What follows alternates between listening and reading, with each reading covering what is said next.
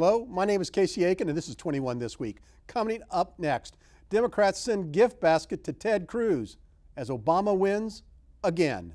Poverty increasing in public schools. Who's to blame? Polls have Anthony Brown leading all challengers. And will the Virginia race for governor be a referendum on Obama or the lesser of two evils? Our panel of insiders will give you the story behind the story. We're joined by education advocate Cynthia Rubenstein, political advisor Steve Kreseski, chairman of the Montgomery County Republican Central Committee Mark Uncapher, and Democratic activist Susan Heltemes. Stay tuned for these stories and more on the next 21 This Week.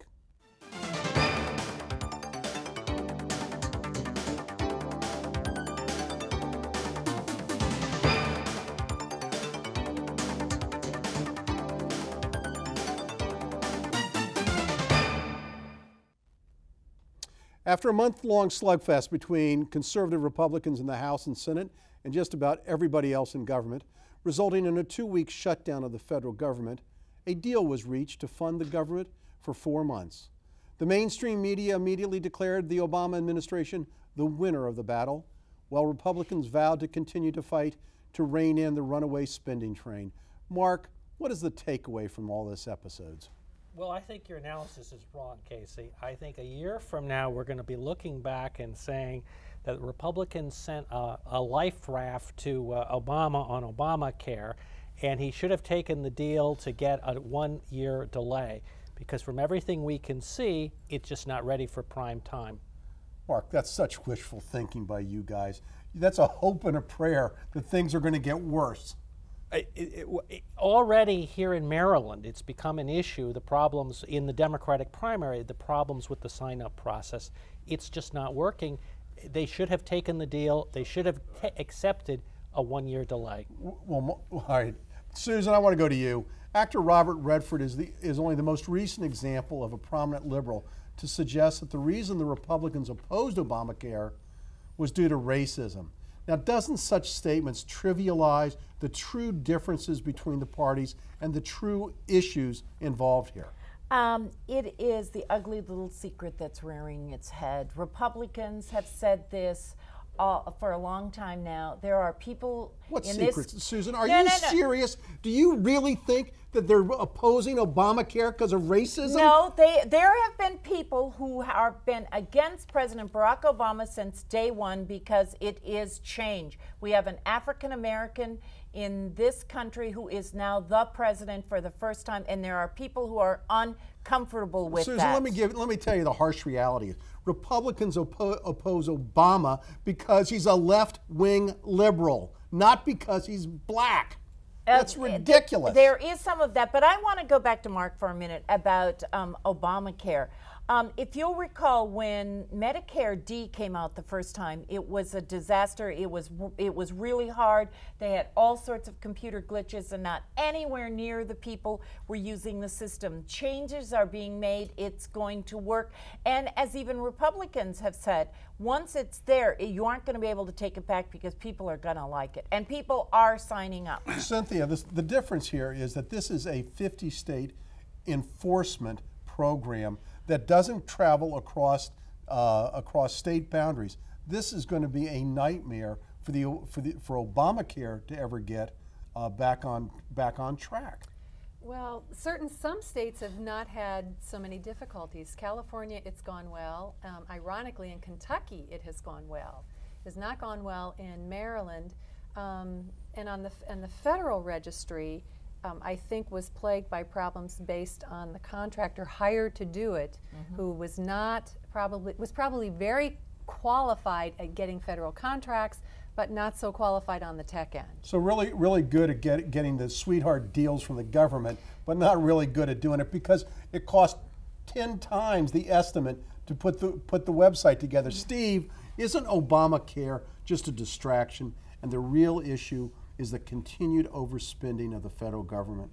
Absolutely. And if I could defend Mark Uncapher, he's absolutely dead on correct.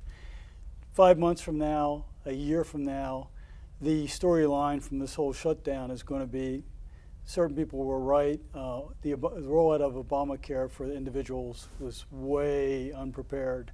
And keep in mind that the federal website is just the access point. It's not even the underlying underwriting of the policy, so they can't even get through the door. Steve, how are you, even if you and Mark are right, how are you going to prevent the media from spinning it that the Republicans are to blame because they tried to oppose Obamacare? It was the mean Republicans who didn't let it go into effect. Ultimately, it's going to be certain media outlets will run with the facts either impartially or in the Republican veneer. But mainstream media is going to run with the president's versions of facts, which are going to defend it. And you're absolutely right, spending, runaway entitlement spending, and then this particular contract to spend $2/3 of $1 billion for a simple website to a Canadian firm and have it be in failure 2 weeks after it was opened is really embarrassing. I don't think it was that simple of a website, but I also want to make one other point about not paying so much attention on who's signing up now, because the premiums don't take effect until January. And so people aren't signing up and paying premiums now because they don't need to be signed up till January and paying premiums. Actually, you have to have paid your January premium by December 15th. So for those who have insurance through the end of the year, and you can't get started till January anyway, people are looking at it, they're saying, okay, this is what I'm going to do. But as someone pundit said, who wants to pay something now when they can pay December 15th? I want to wrap this up because we only got about 30 seconds.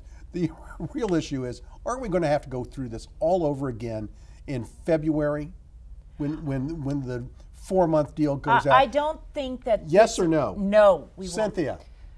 No. Yes. Steve? Mark? Yes.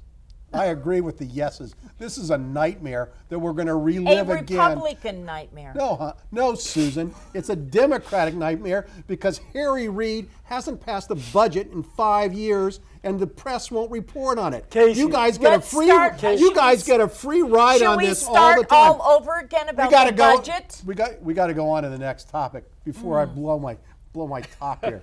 All right, with 2 weeks remaining before the off-year election in Virginia for governor, it appears that Democrat Terry McAuliffe is gaining strength while his Republican opponent Ken Cuccinelli is foundering. Steve, McAuliffe is best known as a flamboyant political operative for Bill Clinton, who's never held office, and most would think that his act wouldn't play in a conservative state like Virginia. Is there a question? It is a question. Why is he doing so well, and why is he going to win? Variety of reasons. One, this is the 5th year he's been running, and he spent a lot of money to get his money is the mother's milk of politics. He has gotten his message out. Ken Cuccinelli was able to be painted to an extreme right in a state that is tending to be more moderate. So he's been his own worst enemy. He'd be a wonderful governor, but he's allowed himself to be painted. He's not raised the funding that he needed to counter it. So it'll be a close race, but at the end of the day, the Democrat is dominating. Cynthia, just as Steve's indicated, Cuccinelli has been described by the Washington Post as a seasoned elected official, a committed conservative, and he wants to lower taxes, slower the growth in spending, and be more efficient and have a less intrusive government. Sounds like a classic Republican from Virginia. Why do Democrats hate this guy? It's not just Democrats. Recent polling is showing that women are extremely suspicious of Ken Cuccinelli based on a lot of his very, very socially conservative views and statements. And independents are also lining up behind McAuliffe rather than Cuccinelli. Independents are maybe not so socially conservative and like McAuliffe's, expertise in raising funds. Picking up on what Cynthia is saying, one of the fascinating things is that the Libertarian candidate, Robert Sarvis, has been polling in double digits, over 10%. Yep. And clearly that, I don't know the specifics of where that's coming from, but my assumption is that it's probably coming Well, that sounds like it's an anti-Cuccinelli vote, Yes. not It a is, not a yes. not a pro-McAuliffe. It is, and you McAuliffe know, vote. when the Chamber of Commerce's are coming out now in support Wait a minute. of McAuliffe, part of it has to do with he was against, for instance, the Metro to Dulles, and there are a lot of issues that, you know, people are wondering, you know, why. You know, he's wondering, why am I doing this? Well, you can't oppose transportation issues. And McAuliffe has played well on this, too, with that commercial. He brought Democrats into the fray and said, let's support public transportation. And that, along with Cuccinelli's love of Ted Cruz, that's really hurting him when Ted Cruz came to the state.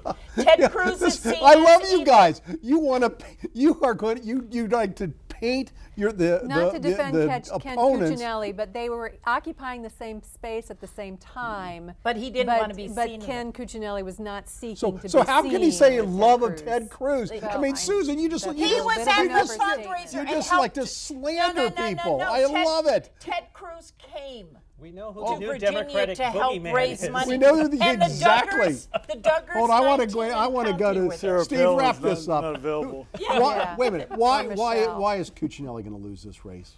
I don't know that it'll lose, but right now McAuliffe is dominating in the polls because he's running a smart race. He's a great political operative. He's bringing in national Democratic money. He's moderated his stance. He's a sheep in wolf's clothing. And he's used a Mark Warner strategy. He's a self-made millionaire, good businessman, and he's running with a pretty good balanced approach to all Virginia. All right. Well, I think you're right. And actually, Susan stumbled upon the truth in all the stuff that she was putting out there. Cuccinelli is going to go down. When we come back from this short break, why is poverty increasing in public schools, and should we be concerned about it here in Maryland? And in the race for Maryland governor, polls have Lieutenant Governor Anthony Brown leading all challengers. Find out why when we come back.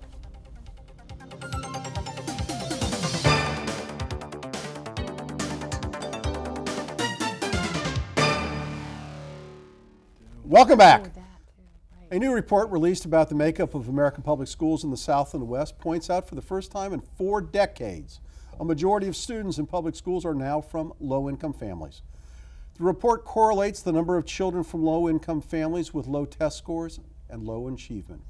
According to Michael A. Rebell at Columbia University, the real problem regarding educational outcomes is not the U.S. overall, it's the growing low-income population. Researchers found that children from those low-income families dominated classrooms in 13 states in the South and the 4 western states.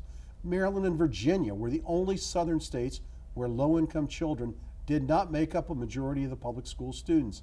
Cynthia, why is this report alarming? Well, I'm not surprised at the report. I think demographics have been moving this way for several years.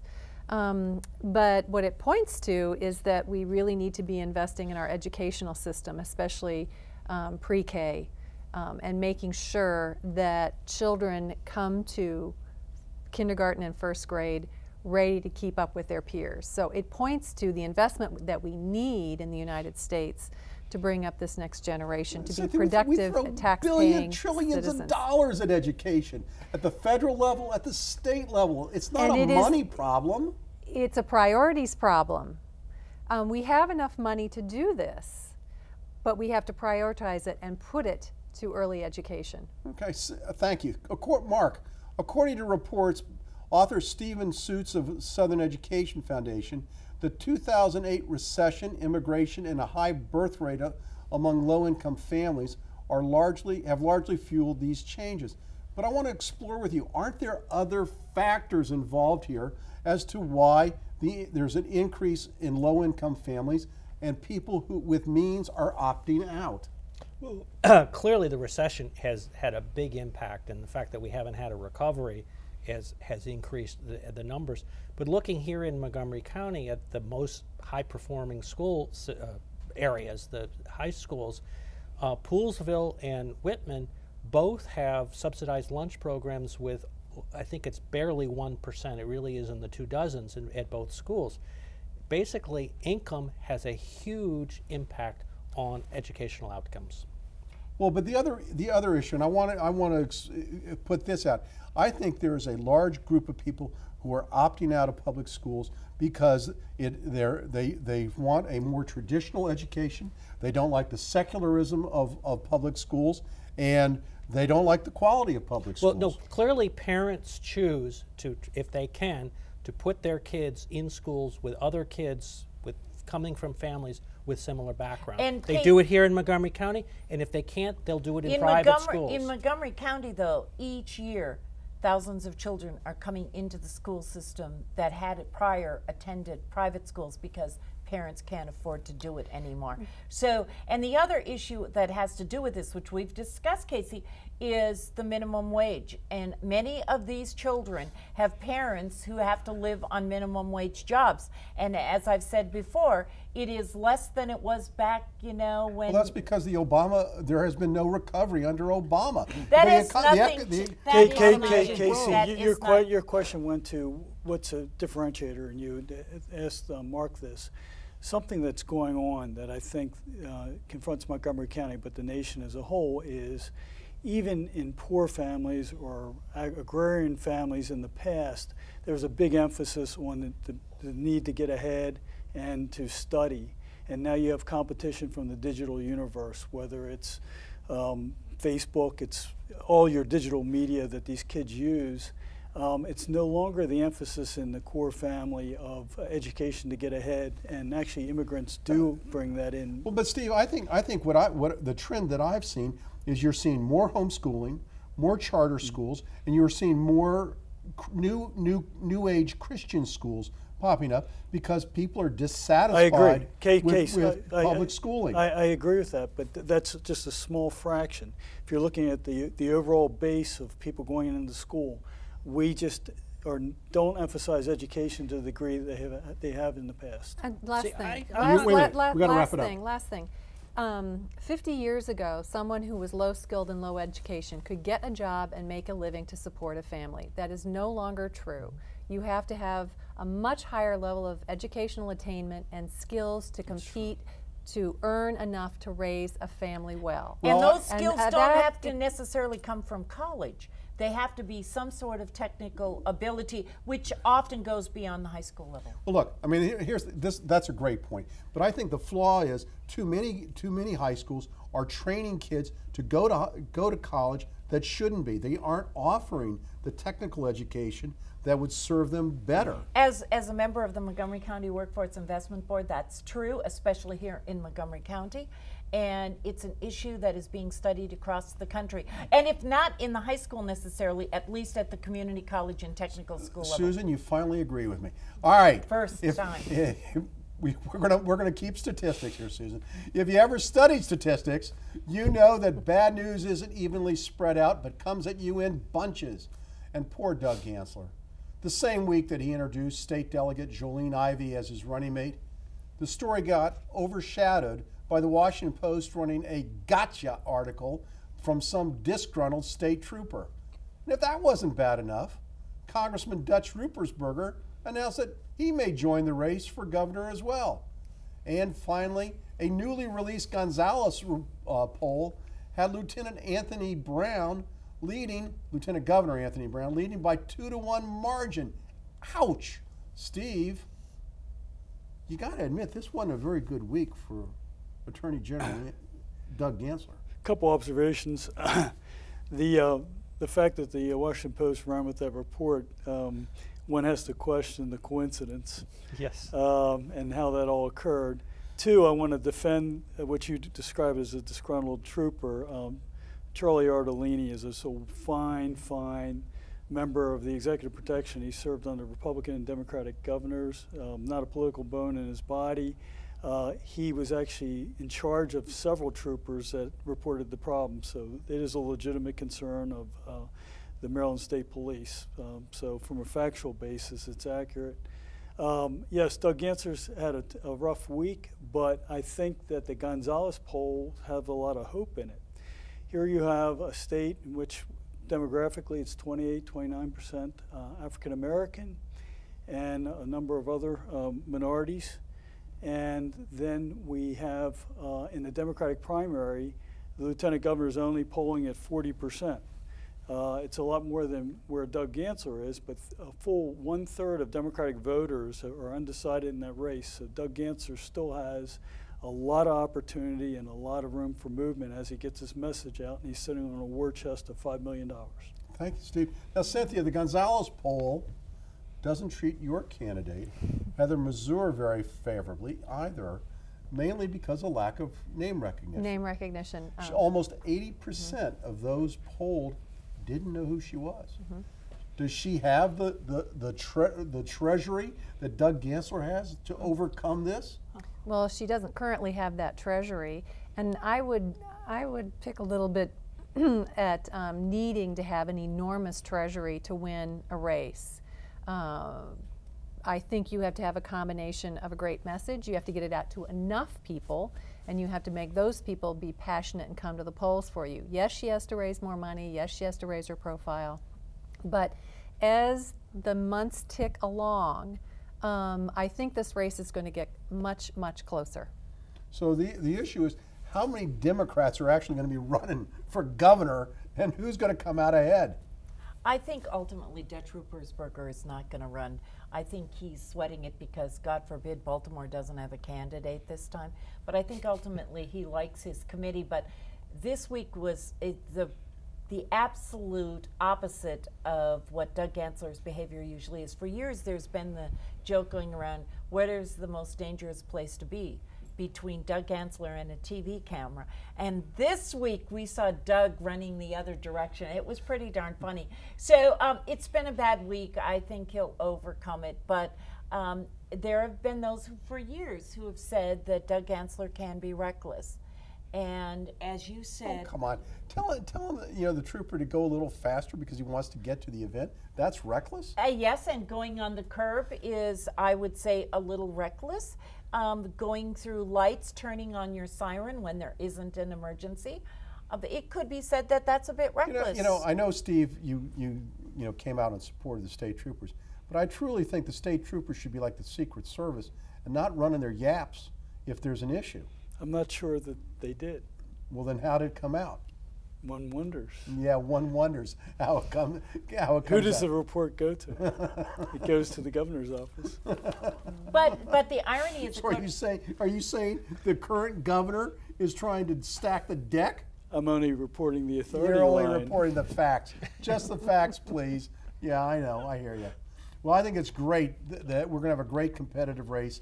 I think the candidates, which is what we should have in Maryland, is a competitive race in both primaries, and see what happens in the general election. Stay tuned for parting shots when we come back from a short break.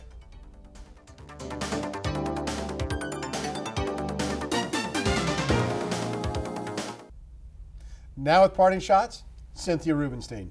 Okay, well, about 3 or 4 times a day I check out my Twitter feed to find out what late breaking news is, and my favorite news source is The Onion.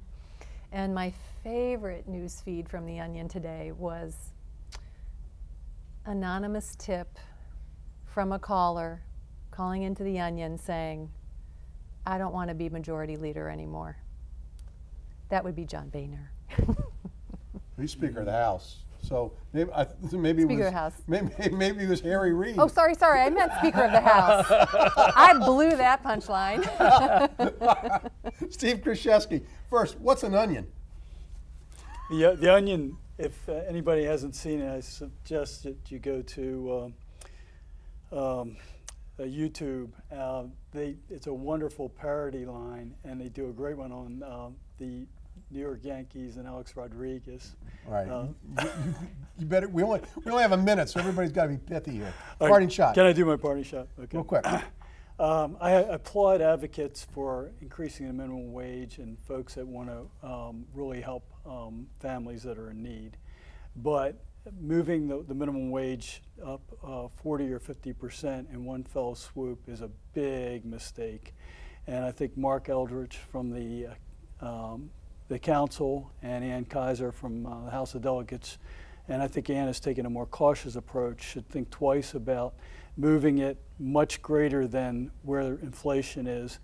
When you move it up that much, you really you eliminate jobs. Are we really out of time?